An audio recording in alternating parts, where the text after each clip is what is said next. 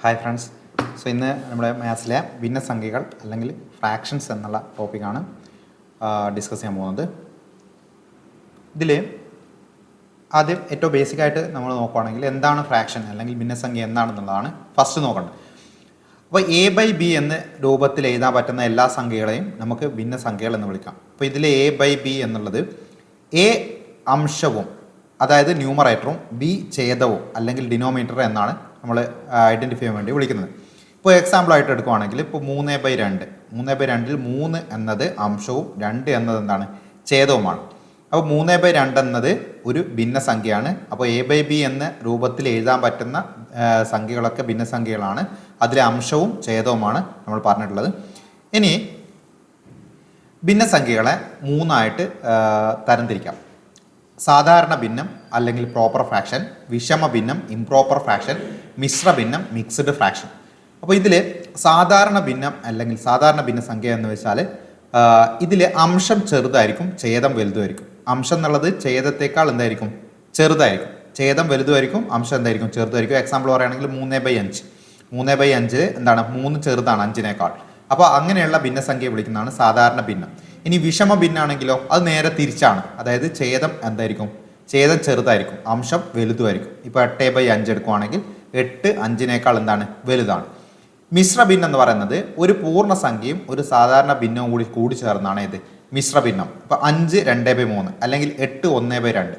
8 1/2 നമുക്ക് 8.5 എന്ന് എന്ത് ചെയ്യാം വിളിക്കാം. നോർമലി നമ്മൾ റെപ്രസെൻറ്റ് ചെയ്യുന്ന 8.5 എന്ന് വിളിച്ചിട്ടാണ്.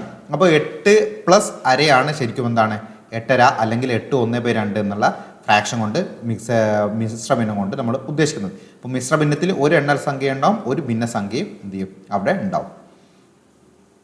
ഇനി അടുത്തത് നമുക്ക് ഒരു ഭിന്നസംഖ്യ കിട്ടിയാൽ അതിനെ മിശ്രഭിന്നത്തിലേക്ക് മാറ്റുന്നതാണ് അടുത്ത് നോക്കാൻ പോകുന്നത്. ഇപ്പോൾ നിങ്ങൾക്ക് 17 / 6 എന്ന സംഖ്യയെ മിശ്രഭിന്നത്തിലേക്ക് മാറ്റണമെങ്കിൽ 17 നിങ്ങൾ 6 കൊണ്ട് ഡിവൈഡ് ചെയ്യുക. 17 6 കൊണ്ട് ഡിവൈഡ് ചെയ്താൽ 2 കിട്ടും. ഹരണഫലം 2 6 എത്രയാണ് 12 ആണ്. അതേപോലെ ശിഷ്ടം 5 കിട്ടും. അപ്പോൾ ഇങ്ങനെ കിട്ടിക്കഴിഞ്ഞാൽ ഇതിൽ 5 അതായത് ശിഷ്ടം കിട്ടുന്ന ഭാഗം എത്രയാണോ അത് നിങ്ങൾ എന്ത് ചെയ്യുക ആദ്യം ഫസ്റ്റ് ഏറ്റവും മുകളിലായിട്ട് എഴുതും. അപ്പോൾ 5 / അതേപോലെ തന്നെ ഏതുകൊണ്ടാണ് ഹരിച്ചത്, ഇപ്പോൾ 6 കൊണ്ടാണ് ഇവിടെ ഹരിച്ചത്, ആ ഹരിച്ച സംഖ്യ തൊട്ട് താഴെ എഴുതുക. കിട്ടിയ ഹരണഫലം 2 ആണ് ഇവിടെ, ആ 2 ഇടത് സൈഡിലായിട്ട് എഴുതും. ഇപ്പോൾ 2 5/6 ആണ് ഏതിൻ്റെ 17/6 മിശ്രഭിന്ന രൂപം. അപ്പോൾ 17/6 ആണ് 17/6 മിശ്രഭിന്ന രൂപമാണ് ഇത് 2 5/6 എന്നത്. അപ്പോൾ മിശ്രഭിന്നത്തിലേക്ക് മാറ്റുന്നത് ചില സമയത്തൊക്കെ നമുക്ക് പഠിക്കേണ്ടി വരും. കാരണം ആൻസറിൽ ഉണ്ടാകുന്നത് മിശ്രഭിന്നത്തിൻ്റെ രൂപത്തിലായിരിക്കും. ഭിന്നസംഖ്യയാണ് ആൻസർ കിട്ടുന്നതെങ്കിലും. എങ്കിൽ 53/9 ഇതിനെ നിങ്ങൾ എന്ത് ചെയ്യുക മിശ്രഭിന്നത്തിലാക്കിയിട്ട് ഒന്ന് ട്രൈ ചെയ്ത് നോക്കുക. ഇതിനെയാണ് മിശ്രഭിന്നത്തിലേക്ക് ആക്കേണ്ടത്. അടുത്തത് സമാന ഭിന്നങ്ങൾ അല്ലെങ്കിൽ ഈക്വൽ ഫ്രാക്ഷൻസ് എന്താണെന്നുള്ളത്. അപ്പോൾ ഒരു ഭിന്നസംഖ്യ, ഞാനിപ്പോൾ ഒരു ഭിന്നസംഖ്യ ഏതാണ് 2/5. ഈ 2/5 എന്ന ഭിന്നസംഖ്യയുടെ മുകളിലും താഴെയും ഏതെങ്കിലും ഒരു സംഖ്യ കൊണ്ട് ഒരേ സംഖ്യ കൊണ്ട് ഹരിക്കുകയോ ഗുണിക്കുകയോ ചെയ്താൽ ഇതിന് സമാനമായിട്ടുള്ള ഭിന്നസംഖ്യയാണ് നമുക്ക് ലഭിക്കുക. അപ്പം ഞാനിവിടെ മുകളിലും താഴെ 3 കൊണ്ട് ഗുണിച്ചാൽ 2 × 3 6 എന്നും താഴെ 5 × 3 15 എന്നും കിട്ടും. അപ്പോൾ 2/5 ആദ്യം എഴുതിയ 2/5 എന്ന ഭിന്നസംഖ്യക്ക് സമാനമായിട്ടുള്ള ഭിന്നസംഖ്യയാണ് ഇത് 6/15 എന്നുള്ള ഭിന്നസംഖ്യ. അപ്പോൾ അത് ഹരിച്ചു കഴിഞ്ഞാലും അത് തന്നെയാണ്. ഇപ്പോൾ 10 നമുക്ക് ഒരു എക്സാമ്പിൾ എടുക്കുകയാണെങ്കിൽ 20/8 എന്നുള്ള ഒരു ഭിന്നസംഖ്യ ഞാൻ മുകളിൽ 20നെ 2 കൊണ്ട് ഹരിച്ചാൽ 10 കിട്ടും. അതേപോലെ താഴെ 8നെ 2 കൊണ്ട് ഹരിച്ചാൽ 4 കിട്ടും. അപ്പോൾ 10/4 എന്നുള്ള ഭിന്നസംഖ്യ 20/8 എന്ന ഭിന്നസംഖ്യക്ക് സമാനമായിട്ടുള്ള ഭിന്നസംഖ്യയാണ് അല്ലെങ്കിൽ ഈക്വൽ ആയിട്ടുള്ള ഫ്രാക്ഷൻ ആണെന്ന് പറയാം. അടുത്തത് വ്യുൽക്രമം അല്ലെങ്കിൽ ഗുണന വിപരീതം എന്താണെന്നുള്ളതാണ്. വ്യുൽക്രമം അല്ലെങ്കിൽ ഗുണന വിപരീതം എന്നത് ഒരു സംഖ്യ ഒരു ഭിന്നസംഖ്യ തന്നാൽ അതിൻ്റെ അംശവും ഛേദവും തിരിച്ചിട്ടതിനെയാണ് അതിൻ്റെ വ്യുൽക്രമം എന്ന് പറയുന്നത്.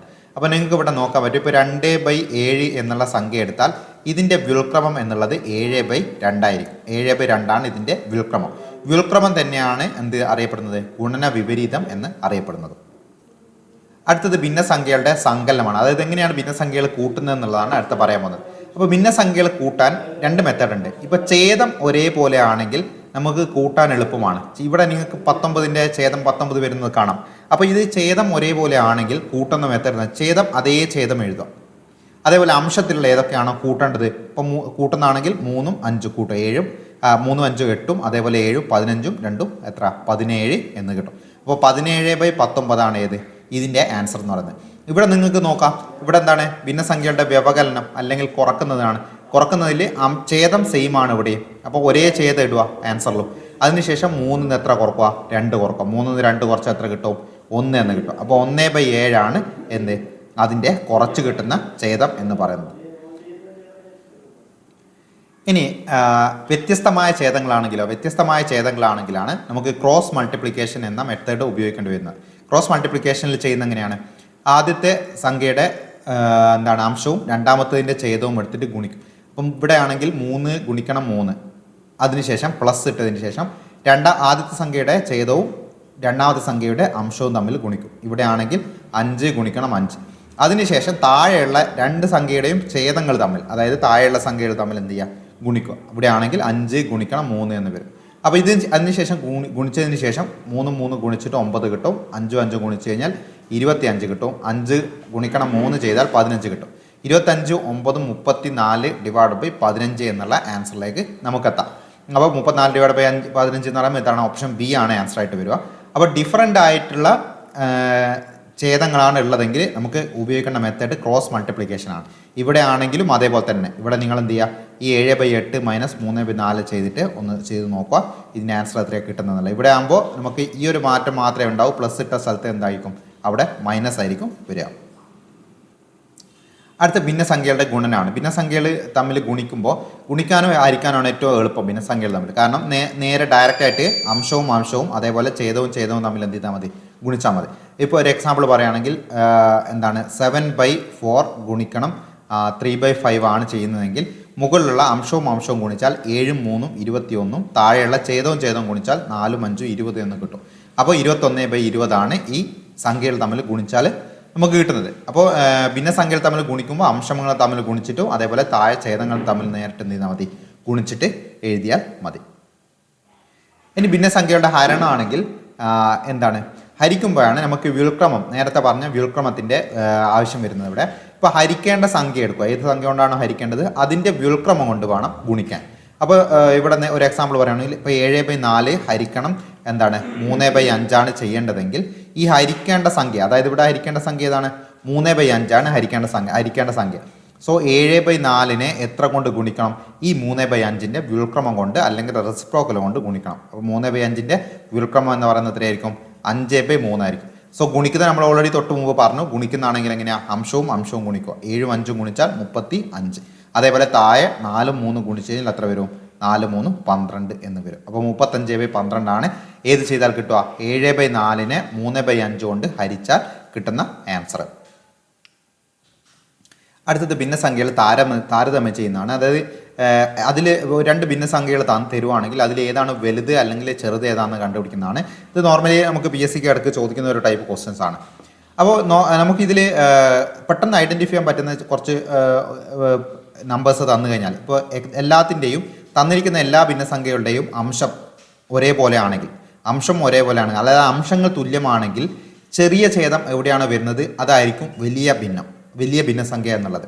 അപ്പോൾ ഇവിടെ തന്നിരിക്കുന്നതിൽ 5/12 5/7 5/8 5/9 ഒക്കെ കാണാം. അപ്പോൾ ഇതിൽ ഏറ്റവും വലിയ ഭിന്നം കണ്ടുപിടിക്കുന്നത് എങ്ങനെയായിരിക്കും? വലിയ ഭിന്നം കണ്ടുപിടിക്കുന്നത് ഇതിൽ ഏറ്റവും ചെറിയ ഛേദം വരുന്നതായിരിക്കും. അപ്പോൾ ഏറ്റവും ചെറിയ ഛേദം എന്ന് പറയുന്നത് ഏതാണ്? ഇവിടെ 5/7 ആണ് അല്ലെ? 7 ആണ് താഴെ വരുന്നതിൽ ഏറ്റവും ചെറുതായിട്ട് വരുന്ന ഛേദം. അപ്പോൾ 5/7 ആയിരിക്കും ഇതിലെ ഏറ്റവും വലിയ ഭിന്നസംഖ്യ എന്നുള്ളത്. ഇനി അംശങ്ങൾ തുല്യമാകുമ്പോൾ എന്തായിരിക്കും? വലിയ ഛേദം വരുന്ന സംഖ്യ ചെറിയ ഭിന്നമായിരിക്കും. അത് നേരെ തിരിച്ചു പറയുന്നതാണ് നമ്മളിപ്പോൾ പറഞ്ഞിരിക്കുന്നത് തന്നെ. ഇനി അടുത്ത വേറൊരു കേസ് എടുക്കുകയാണെങ്കിലോ, രണ്ടിൻ്റെയും അതായത് തന്നിരിക്കുന്ന 2 ഭിന്നസംഖ്യകളുടെയും അംശവും ഛേദവും ഒന്നും തുല്യമല്ല. അംശം തുല്യമല്ല, ഛേദം തുല്യമല്ല. ഇവിടെ എക്സാമ്പിൾ എടുക്കുകയാണെങ്കിൽ 5/8 അതേപോലെ 4/7 ഇത് തമ്മിൽ ഇതിലേതാണ് വലിയ ഭിന്നസംഖ്യ എന്ന് കണ്ടുപിടിക്കാൻ നമ്മൾ എന്താ ചെയ്യേണ്ടത്? ആദ്യത്തെ സംഖ്യയുടെ അംശവും രണ്ടാമത്തതിൻ്റെ ഛേദവും ഗുണിച്ചിട്ട് എന്ത് ചെയ്യുക? ആദ്യത്തെ സംഖ്യയുടെ മുകളിലാക്കിയിട്ട് എഴുതുക. അപ്പോൾ 7 5 ഗുണിച്ചാൽ ഇവിടെ എത്ര വരും? 35 എന്ന് കിട്ടും. അത് അതിൻ്റെ മുകളിൽ എഴുതും. അടുത്തത് ആദ്യത്തെ സംഖ്യയുടെ ഛേദവും രണ്ടാമത്തതിൻ്റെ അംശവും 8 4 ഗുണിച്ചതിന് ശേഷം രണ്ടാമത്തെ സംഖ്യയുടെ മുകളിലായിട്ട് എഴുതുക. 8 4 ഗുണിച്ചാൽ എത്രയാണ്? 32 ആണ്. സോ ഇങ്ങനെ ചെയ്ത് കഴിഞ്ഞാൽ ഇതിലെ 35 നമുക്ക് വലുത് കിട്ടുന്നത്. അപ്പോൾ വലുത് കിട്ടുന്നത് എവിടെയാണോ അതിൻ്റെ താഴെയുള്ളതായിരിക്കും വലിയ ഭിന്നസംഖ്യ. ചെറുത് കിട്ടുന്നത് എവിടെയാണോ അതിൻ്റെ താഴെയുള്ളതായിരിക്കും ചെറിയ ഭിന്നസംഖ്യ എന്നുള്ളത്. അപ്പോൾ 2 സംഖ്യകളെ കമ്പയർ ചെയ്യാൻ കുറച്ചുകൂടി എളുപ്പമുള്ള മെത്തേഡാണ്. നമുക്ക് ഹരിച്ചിട്ട് എന്ത് ചെയ്യേണ്ട? അതിനെ ദശാംശ സംഖ്യ ആക്കേണ്ട ആവശ്യമില്ല. ഡയറക്റ്റ് ആയിട്ട് തന്നെ ഒന്ന് ചെക്ക് ചെയ്ത് നോക്കാം. ഇത് വലിയ സംഖ്യ ഏതാണെന്നുള്ളത് ഒന്ന് ചെക്ക് ചെയ്ത് നോക്കാവുന്നതാണ്. എങ്കിൽ ഇതുപോലുള്ള ഒരു ക്വസ്റ്റ്യൻ 4 സംഖ്യകൾ തമ്മിൽ കമ്പയർ ചെയ്യാൻ തന്നു കഴിഞ്ഞാൽ എന്താ ചെയ്യേണ്ടത്? അപ്പോൾ ഇതിൽ വലുത് ഏതാണെന്നാണ് ചോദിക്കുന്നത്. അപ്പോൾ നമ്മൾ ആദ്യം 7/10 അതേപോലെ 5/8 അത് തമ്മിൽ കമ്പയർ ചെയ്യുക. അതിലേതാണ് വലുത് എന്നുള്ളത് എന്ത് ചെയ്യുക? ആദ്യം കണ്ടുപിടിക്കുക. അതിന് 7ഉം 8ഉം ഗുണിക്കുക. 7ഉം 8ഉം ഗുണിച്ച് കഴിഞ്ഞാൽ 56 എന്ന് കിട്ടും. അതേപോലെ 10ഉം 5ഉം ഗുണിച്ചാൽ 50 എന്ന് കിട്ടും. അപ്പോൾ ഇതിൽ വലുത് 7/10 ആണ്. ഇനി ഈ 7/10 എടുത്തിട്ട് വേണം അടുത്ത സംഖ്യയായിട്ടുള്ള 4/5 എന്ത് ചെയ്യാൻ? നമ്മൾ കമ്പയർ ചെയ്യാം. അപ്പോൾ 7/10ഉം 4/5ഉം കമ്പയർ ചെയ്താൽ 5ഉം 7ഉം 5ഉം ഗുണിക്കുക. 7ഉം 5ഉം ഗുണിച്ചാൽ 35 വരും. അതേപോലെ 10ഉം 4ഉം ഗുണിച്ച് കഴിഞ്ഞാൽ 40 വരും. അപ്പോൾ ഇതിൽ വലുത് 40 വലുത്. 35 വലുത് 40 ആണല്ലോ. സോ 4/5 ആയിരിക്കും അതിലെ വലിയ സംഖ്യ. ഇനി നമുക്ക് 4/5ഉം അവസാനത്തെ സംഖ്യയായിട്ടുള്ള 3/4 തമ്മിൽ എന്ത് ചെയ്യുക? ഒന്ന് കമ്പയർ ചെയ്ത് നോക്കാം. കാരണം ഇതുവരെ ചെയ്തതിൽ ഏറ്റവും വലിയ സംഖ്യ ഏതാണെന്ന് കിട്ടി? 4/5 ആണെന്ന് മനസ്സിലായി. അപ്പോൾ ഇത് കമ്പയർ ചെയ്യുമ്പോൾ 4ഉം 4ഉം ഗുണിച്ച് കഴിഞ്ഞാൽ 16 എന്നും അതേപോലെ 5ഉം 3ഉം ഗുണിച്ചാൽ 15 എന്ന് കിട്ടും. സോ 16 15 വലിയ സംഖ്യ. അതുകൊണ്ട് 4/5 ആയിരിക്കും ഇതിലെ ഏറ്റവും വലിയ സംഖ്യയായിട്ട് വരുന്നത്.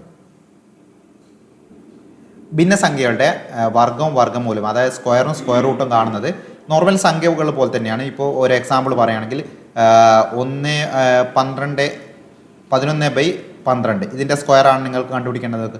അപ്പോൾ അതിന് ഓരോ സ്ക്വയർ 11ൻ്റെ സ്ക്വയറും അതേപോലെ 12ൻ്റെ സ്ക്വയറും കണ്ടുപിടിച്ചതിന് ശേഷം ചെയ്യുകയാണ് ചെയ്യേണ്ടത്. അപ്പോൾ 11ൻ്റെ സ്ക്വയർ 121 12ൻ്റെ സ്ക്വയർ 144 എന്ന് കിട്ടും. അപ്പോൾ ഇതിൽ സ്ക്വയർ കാണുമ്പോൾ നേരെ എന്ത് ചെയ്താൽ ഛേദത്തിൻ്റെയോ അംശത്തിൻ്റെയോ സ്ക്വയർ കണ്ടിട്ട് എന്ത് ചെയ്താൽ മതി? മുകളിൽ എഴുതി കൊടുത്താൽ മതി. ഇനി അഥവാ വർഗ്ഗമൂലമാണ് അല്ലെങ്കിൽ സ്ക്വയർ റൂട്ടാണ് ചോദിച്ചിരിക്കുന്നതെങ്കിൽ എക്സാമ്പിൾ പറയുകയാണെങ്കിൽ ഇപ്പോൾ 225/49 എന്ന ഭിന്നസംഖ്യയുടെ സ്ക്വയർ റൂട്ടാണ് കാണുന്നതെങ്കിൽ മുകളിലിരിക്കുന്ന സംഖ്യയുടെ സ്ക്വയർ റൂട്ടും താഴെയുള്ളതിൻ്റെ സ്ക്വയർ റൂട്ടും എന്ത് ചെയ്യാം? കാണും. 225 എന്ന് പറയുമ്പോൾ 15 വരും. സ്ക്വയർ റൂട്ട് വരുമ്പോൾ 15 വരും. അതേപോലെ താഴെ 49ൻ്റെ സ്ക്വയർ റൂട്ട് എന്ന് പറയുമ്പോൾ എത്ര വരും? 7 വരും. അപ്പോൾ 15/7 ആണ് ഇതിൻ്റെ ആൻസർ ആയിട്ട് വരും. ഇനി അഥവാ മിശ്ര ഭിന്നാണ് തന്നെങ്കിലോ 5 1/2 ഇതിൻ്റെ വർഗ്ഗം എത്രയാണെന്നാണ് ചോദിക്കുന്നത്. അപ്പോൾ ഇതിൽ 5 1/2ൻ്റെ ഫ്രാക്ഷൻ വാല്യൂ നമുക്ക് മിശ്ര ഭിന്നത്തിൽ നിന്ന് എന്തിലേക്ക് മാറ്റണം? നോർമൽ ഫ്രാക്ഷനിലേക്ക് മാറ്റണം, സാധാ ഭിന്ന സംഖ്യയിലേക്ക് മാറ്റണം. സോ 5 + 1/2 ഇത് വരിക. അപ്പോൾ ഇത് എന്താ ചെയ്യേണ്ടത്? ഇത് ചെയ്യുമ്പോൾ ക്രോസ് മൾട്ടിപ്ലൈ ആണ് ചെയ്യേണ്ടത്. ഇപ്പോൾ 2 × 5 10 + 1 × 1 1 താഴെ 1 × 2 2 എന്ന് കിട്ടും. അപ്പോൾ 11/2 ഇതിൻ്റെ സാധാ ഭിന്നരൂപം. ഏതിൻ്റെ? 5.5യുടെ സാധാ ഭിന്നരൂപം. അപ്പോൾ ഇതിൻ്റെ വർഗ്ഗം എന്ന് പറയുന്നത് 11/2ൻ്റെ വർഗ്ഗത്തിന് തുല്യമായിരിക്കും. അപ്പോൾ 11/2ൻ്റെ വർഗ്ഗം എന്ന് പറയുന്നത് എത്രയാണ്? 11ൻ്റെ സ്ക്വയർ 121 എന്നും 2ൻ്റെ സ്ക്വയർ 4 എന്നും കിട്ടും. അപ്പോൾ 121/4 എന്ത് ചെയ്യുക? നമുക്ക് ആൻസർ ആയിട്ട് വരിക. ഈ 121/4 വീണ്ടും എന്ത് ചെയ്യണം? മിശ്ര ഭിന്നത്തിലേക്ക് മാറ്റണം. അപ്പോൾ 121/4 മിശ്ര ഭിന്നത്തിലേക്ക് മാറ്റിയാൽ 30 1/4 കിട്ടുക. നിങ്ങൾ എന്ത് ചെയ്യണം? ഒന്ന് ചെയ്ത് നോക്കണം. കറക്റ്റായിട്ട് എന്ത് ചെയ്യും? അവിടെ തന്നെ കിട്ടും.